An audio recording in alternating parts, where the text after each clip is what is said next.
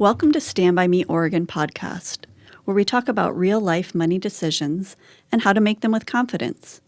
We're here to walk with you on your financial journey, whether you're paying down debt, building savings, plan on a big purchase, or just want to feel more in control of your money. At Stand By Me Oregon, we offer free one-on-one financial coaching to help you set goals, make a plan, and take steps forward toward the financial future you want. Because we are grant funded, there's no catch. We aren't selling anything. Our coaches are passionate about finances. We're here to give you tools, knowledge, and encouragement. No judgment, just support. If you're ready to start your own financial journey, call us at 541-924-8440 or look us up on the web at Stand By Me Oregon. Now let's get started. Oh yes, and one more note. Thank you to Oregon State Credit Union for sponsoring this podcast and to Oregon State University for allowing us to use their recording space. It's partnerships like these that make our Stand By Me stronger. Okay, so good morning, everybody. Good morning. So great to be here with you again today. My name is Alicia Lucke, and I am a program manager with the Cascades West Council of Governments, where I've served a little under, 12 years. And I oversee the daily operations of our Stand By Me program. I'm Meleah Ashford. I also help with the Stand By Me program. I'm a consultant and had a career in engineering and turned into life coaching, and finances is what I'm really proud of and very excited about. And I'm Krista Burke. I'm an instructor of personal finance at Oregon State Credit Union, and I am a coachee with the Stand By Me program and also a coach with the Stand By Me Oregon program. So excited to be involved in all the ways. Yeah, you have a very unique viewpoint. Yeah, you can tell I like talking about finances. That's great. That's awesome. So we're continuing on our podcast series for 2026, and today is a very interesting topic. We're going to be talking about a generational look at how we pay for stuff. And specifically, we're going to be talking about the role of cash, how we view cash through generations, some of the pitfalls, and so really interesting topic for 2026. Yeah, I was doing a little bit of research about this and found that the Pew Research says we have about 41% of adults in the U.S. Don't use cash in a typical week at all. The country that uses the least cash is Sweden. Almost 90% of their transactions are cashless. So that's pretty cool. I had an interesting experience this summer. I was in Scotland and in England, actually, in London, and I needed to make a transaction, and somebody said, "Oh, just give me your bank, just give me your bank numbers, and I'll just do a bank transfer." I was like, "What?" And talked to my host, and she said, "Oh yeah, that's how we do everything. We just transfer things back and forth. It cuts out the middleman." It's like, wow, that's really different. We don't do that in the United States, but that's part of the cashless culture. That reminds me of a trip to Europe. This was before we had the chips on our credit cards here, and we were in Europe, and they all had like chips on their cards, and we were like, What is that? What are you all doing? And they were telling us, oh, you could just tap it. And we were like, what? Can't people just like walk by and steal your money? Yeah. One of my friends has it on a ring. It's like Apple Pay on a ring that she wears. It's like, wow. Okay. All right. I don't think the U.S. is there yet. Yeah, we're not quite there yet. So when we think about this idea of cash, there's a lot of different perspectives on it. We know that going cashless is something that's happening when we go out, when we go to concerts. I just went to a basketball game, and my kid only wanted a water, and I said, "Would you take cash?" And the gal said, "Only if it's for a tip." And so I got out my debit card for probably $4 water at the basketball game. But there are some benefits to going cashless, and there's also some challenges. So let's chat through that a bit. Let's start first with the benefits of going cashless. We know that it's fast and convenient. I think in a day and age where we're chronically trying to find efficiency and do things a bit faster, it's really easy to just throw your credit card out there, and there you go. It's funny to go to a cash register with cash, and they kind of look at you like, and people in line look at you like, oh, you're kidding me, right? And they're trying to figure out, like, let's see, it was $8.45. You gave me a 10. Let's see how. So it is a little slower to use cash. Yeah, for sure. One of the other benefits is reduced crime and theft. You have things like the two-factor authentication, PIN or biometrics, so that's a benefit. Improved budgeting. It can generate more precise records than if you just spend $5 here or there in cash. Streamlined business operations. And so, yeah, I think the efficiency is probably the main thing that stands out to me. Mm-hmm. The peer-to-peer payments, I think, is really popular. It's really easy. You go to dinner and it's like, okay, it's $80, 20 for you, 20 for you, 20 for you, and you just Venmo back and forth. Mm-hmm. Easy. Mm-hmm. Yeah, I feel like that the interesting part of cashless and that making budgeting easier. When I have my students budget in class, I always have a few that are like, well, what do I do with the cash that I spend? And it is a different kind of beast. It's like, well, you could keep track in a notebook, or you could keep track on the Notes app on your phone, but it takes a lot more effort to track that cash if they're spending it kind of here and there. And then with the peer-to-peer, that also adds some complexity, right? Because when you're looking at your budget, and especially if you're just relying on the, budgeting app through your bank or whatever, and it says, oh, you spent like $300 on going out to eat, but really you got, 120 of that back through Venmo, but maybe that didn't connect back to your bank. So it's pros and cons, right? Mm-hmm. It's like so much easier on the one hand, and then on the other hand, there's so much new complexities with all the different apps and the different ways people are using it. They'll probably come out with some sort of a budgeting app that collects all that information, and wouldn't that be nice that, you could see it all in one place?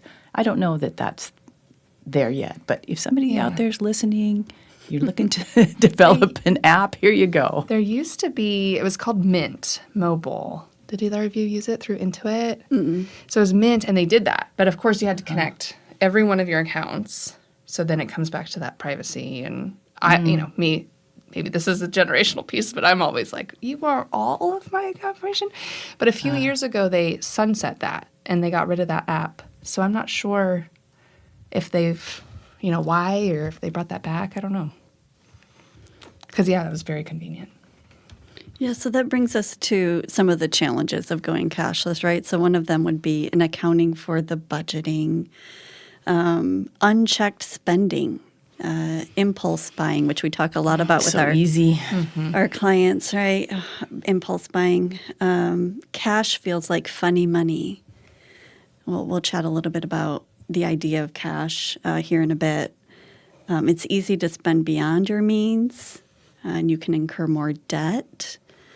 The influence of social media. Let's chat a bit about TikTok, shall we? As we look at the generations, we'll look to Krista on this one. She sent us an interesting article on TikTok. TikTok made me buy it. So yeah, there's a hashtag. It's called TikTok made me buy it. And so you can look it up, but I don't recommend it because then you'll want to buy everything on that list. But TikTok is such an effective platform to convince people to buy things because it grabs your attention really fast, and then it oftentimes you can just press a button and it links to that thing. So people are thinking that they're informed, right? They're making an informed decision because they watched this short video of someone who's saying this is a good product and you can trust me. So it kind of brings in this piece of you're feeling informed. It's really easy to make a really quick decision. So it takes out that pause or the true thought that comes with maybe calling a friend and being like, have you thought of this product? Have you ever used it? And getting that review and taking that time. It takes away all the time and just kind of convinces you like, no, this is a great idea. You should do it. They also have a pricing. I don't know if you want to call them tricks, but the pricing is set so that it doesn't seem like, is that big a deal, Right. Right. It's just a little thing. Just a little thing. Over and over and over. And oftentimes, if you think of scrolling, right, on TikTok, we're in kind of a I guess, disassociated state, or we're not thinking holistically about our budget and what's best for our finances. And do we really need this product? It's just we're in the moment, emotional, engaged by the media. So TikTok made me buy it. TikTok made me buy it. And then if you have the discipline to put your phone down, then for me, I would go downstairs and my Echo Alexa would be showing me the same product there. And then my we'll go gosh. upstairs to have Absolutely. family TV night. And now up in the corner, bottom left-hand corner, it pops up saying, buy it here on Prime. It's not just your phone, right? No, it's everywhere. Yeah, it's everywhere. Yeah, and it's really hard to resist that charge. It's just so easy. Just buy now, pop, and it's done until the credit card bill comes in. Yep. Yeah. The other thing what we talk about when we were doing our research about mobile apps and cashlessness, we see a lot of information on gambling. We see a lot of information on playing games. And if you want to advance to the next level or what have you, it's only 99 cents. Well, $1.99 here and $2.99 there really do add up.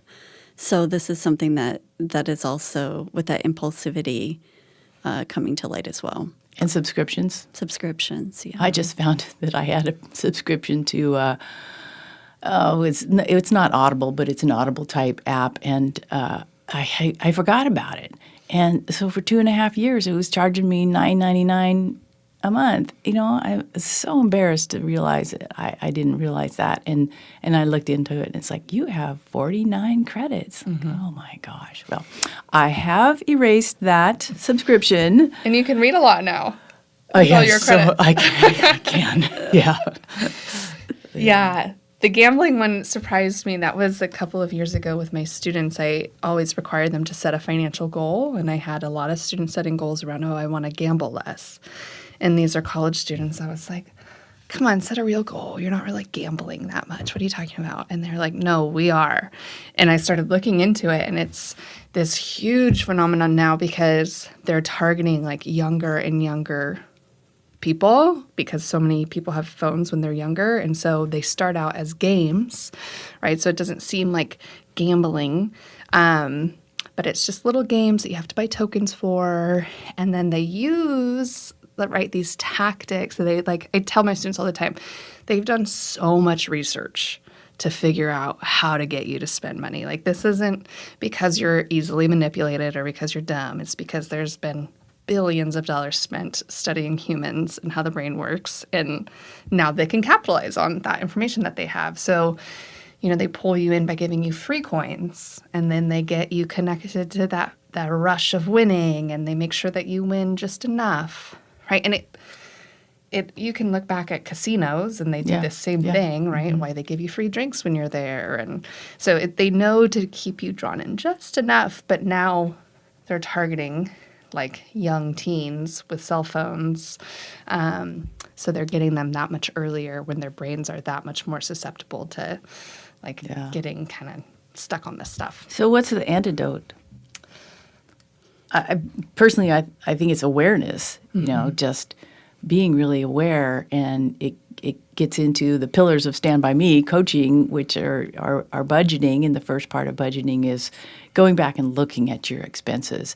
And I think that's the key is you got to look at your expenses. You got to face it and really look it in the eye and say, oh, wow, I spent, $30 gambling last month, and then develop some sort of a trick that will come into play when you see that the next time and you go, oh, no, this feels good, but I remember how bad it felt last month when I looked at my credit card bill. But that awareness and really tracking your expenses and then deciding if you want to spend $30 a month on budget on gambling, there's nothing wrong with that. Well, I don't know. about that. But if that's what your priorities are and you set a budget and you say it's going to be $30 and when you hit $30 you stop, then that's okay. I mean, it's spending based on your values and spending based on, what you have available in the various categories that are important to you. Mm-hmm. Yeah, when you say $30 and then you stop, that makes me think of something else we were just chatting about this morning, which is the envelope method. And so you remember back in the day, well, even still, there's some platforms that promote envelope spending where you put different pockets of money in separate envelopes, typically rent and utilities and fun and car and what have you. And when the money's gone, and when it's gone, you that's stop. it. Mm-hmm. And so then, it's also not incredibly helpful to have thousands and thousands of dollars in envelopes in your house.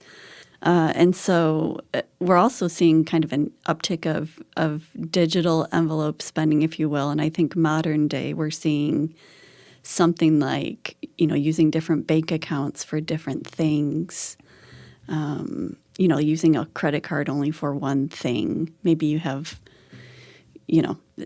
different things like that. And so it's interesting to me how something as old school as the envelope method is kind of making its way back Right. in this digital world.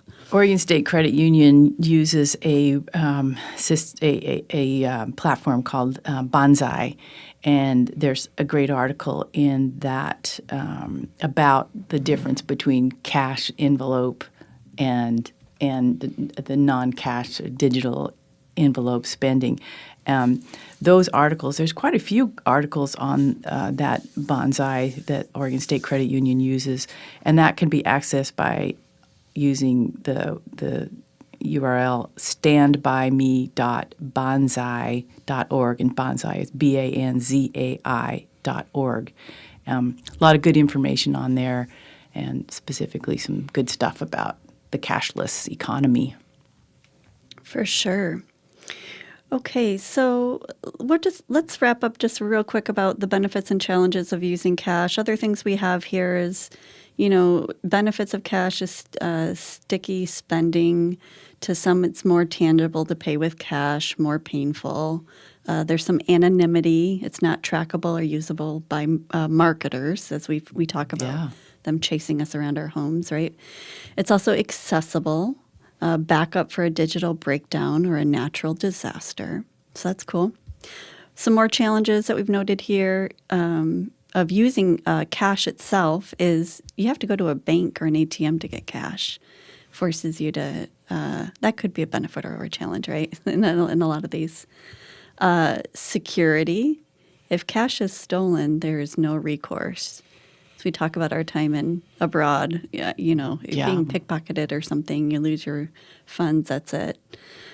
Cash is slower to use at checkout. People don't know how to count change, like we were talking about before. People kind of give you the side eye when you pull out your cash. And some establishments don't deal in cash, like we talked about, specifically with ticket sales and venues. So let's kind of talk about cash from a generational lens. And it's kind of the meat and potatoes of our podcast today.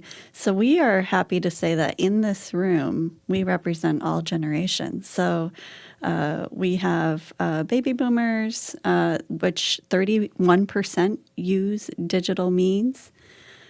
Gen X, I'm on the very low end of Gen X people. Yeah. 59% use digital means. Millennials, 78%, so we're seeing it go up, use digital means. And then Krista also teaches Gen Z. Those are those 18 to 27-year-olds. 80% use digital means. So let's start with our baby boomers. We see 31% digital means. Meleah, when you think about cash and cash in your life, in your experiences, you've talked a little bit about traveling, but what do you feel when you think about cashlessness or how you've used it? Well, I'm smack dab in the middle of that range, and we had credit cards when we were young, but mostly everything was by check. I mean, I don't know when I got my first credit card. So I am very accustomed to using checks, and I still today use checks for some things, but I do more and more work on digital. I love online banking and automatic savings, that kind of thing. I think are some really positive things that I use the cashless for. But also, I'm starting to use cash more right now because you go into a restaurant and they say, we're going to charge you a 4% extra for using a credit card. And because credit card companies charge that. So they're passing that on to the consumers. So it's kind of an interesting cycle. I am carrying cash more than I have for a long time. Interesting. The Council of Governments, which sponsors the program, also is the local area agency on aging. And so we do a lot of home visits through various programs, Meals on Wheels, helps with transportation supports. And we do find a lot of folks still hiding money under the couch, in the shirt. That is still happening with folks that are kind of 80 and up. So it's so interesting to me. But yeah, I think as people enter into this digital age, it's funny to see some of our folks have kind of gotten into it and others not so much. So, okay, so let's jump to Gen X. This is 44 to 59, where 59% are using digital means. So this is my camp. I would say when I think about cash, I probably am like you. It's a bit of a mixed bag for me. Growing up, I remember I just didn't like to carry it because I felt like I would spend it kind of frivolously. So I have used my debit card more than not. Part of my history is I lived abroad in college. And so I actually lived in Spain when they rolled out the peseta move to the euro. And so I was living with a host mom that had never had to change currencies before, and the Spanish government knocked on our door and brought a calculator to show her how to change. And she wept. This woman wept because she was like, I can't believe changing to this cash, So when I think of cash, I think more of trying to learn how to use cash in other countries is more stuck in my mind than maybe stateside. So I trend to keep spreadsheets and really monitor everyday spending on my debit card. I find if I have cash, I will be more likely to use it at coffee culture for yummy coffee, or give my kid $5 when they're going out the car and said they forgot a lunch or something. And so I am maybe of that generation of thinking cash is a little bit of extra money that doesn't count. I kind of fall into that camp. I also just don't like carrying it. It feels bulky to me. I don't know. So. Yeah, I can see. This is why you're on the low end. So I think as a millennial, I definitely find myself feeling that same way of like, I work part-time down at the Holt Center, so I get some cash tips sometimes. And that totally is, oh, this is my fun money. And I don't carry it with me all of the time. It's, I have my credit card in my phone. And so it's just like, I don't need a wallet. I don't need a purse, which is really leaning into that cashless. And so definitely find myself in that camp as well. But I remember learning about balancing your checkbook. That was something I learned in high school. I took a class, a whole class went over it. And so I think having been instilled with that awareness piece, like you were touching on, Meleah, of like just being aware of where your money's going and how it's spending. I still am such a spreadsheet person when I budget, and I know that there's apps out there that do it. But it, to me, takes away that feeling of awareness. Mm-hmm. If my app is just telling me this is where your money went, I'm not having to go through and say, "Oof, that's right. You don't face it. Yeah, it doesn't feel the same. I don't have to say, "Oh gosh, I spent like $15 just on one Starbucks trip," And so it's I think, a different relationship with your money. And I think when I'm talking with Gen Zers, that's one of the biggest differences is I don't think any of them learned how to balance a checkbook. And I don't know if a lot of them, unless their parents told them, and this is something where maybe SB 3, the Senate Bill 3 that passed, where now to graduate high school, you need at least half a credit of personal finance. Maybe that will, in the state of Oregon and some other states, maybe that will hopefully start to catch them a little bit earlier and younger. Right. That starts class of 2027. 2027. Okay. Graduates. So, yeah, that's at least next year. Next year. Yay. So I think that just that piece of awareness, having to look at it, and that's why, I don't know, I sometimes feel like an old stickler teacher where I'm like, you're all going to learn how to use Excel and you're all going to budget using Excel. And if you leave this class and you never want to see another Excel budget, that's great. So cool. So Well, it does always goes back to knowing and taking control, because whether it's cash or it's credit or it's Venmo, it's still your money. And I think that's the trap there, is feeling like it's not your money, but we have to take control over what we spend and realize that we can control it. yeah, so the interesting part about Gen Z, before we wrap up real quick here, I want to chat a little bit more about your students, if we can, and just their perceptions of cash a little bit more, and about biases, if you want to speak about that. Yeah. So one of the big things I talk about is cognitive biases. And this comes when we talk about behavioral economics, and this idea that traditional economics says we're all logical, rational people. So once you say, oh, I have this subscription, I'm going to stop this subscription, and now I'm going to think twice about every subscription. That's logical and rational, but we're also very emotional and socially connected. And so we have all of these other things that are impacting our brains. And that's where behavioral economics comes in and says, we are not always actually logical and rational. And social media knows that. And social media knows that, yes. And brands know that, stores know that. You know, this goes way back even to like how they place things in physical stores too, right? They know that at the checkout you're more likely to buy things because you're distracted. Anyway, so we all have cognitive biases that hundreds are working at every single time to try to help us make sense of the world. Sometimes they lead to cognitive mistakes, which makes us make decisions that we then later are like, wait a minute, that wasn't a logical decision. And so one of the big ones I talk about, or I had been talking about, was the cashless effect. And that's a cognitive bias where it was just easier to spend money when it wasn't in cash.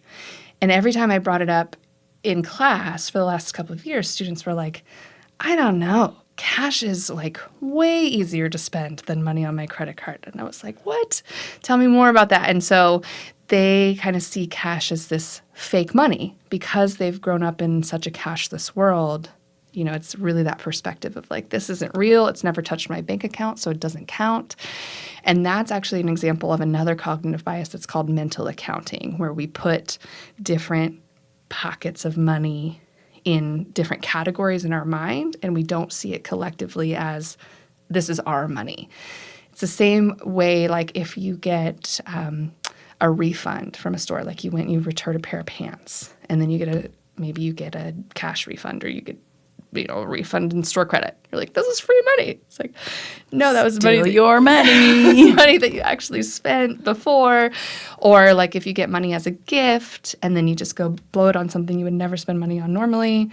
This is all mental accounting. So again, stores use that as a way of like, this is why they give you cash back rewards. If you spend $50 and you get $10 for free, in your mind, you're like, oh, I get $10 free. It's like, Yeah. Well, you just spent 50, you know? Yeah, So exactly. so timely, especially as we think about that Oregon kicker coming down the pike, Yeah. right, this tax season. So if you were listening to this and you think, oof, you've really hit on my generation or my trends on how I see cash, and you want to kind of chat with a coach through that, please call us at Stand By Me Oregon. If you listen to maybe our intro podcast, you can hear more about the program, but we are here to help you navigate the ups and downs of money and focus on the 4 pillars of budgeting, credit, savings, and debt. Because at the end of the day, it all cash or no cash goes there, doesn't it? Yeah. Can you give us that phone number again? Sure. So the phone number to get started would be 541 924-8440, or you can email us at standbymeoregon@ocwcog.org.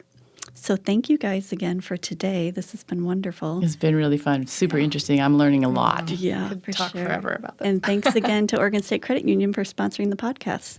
Until next time, let's stand by me, stand by you.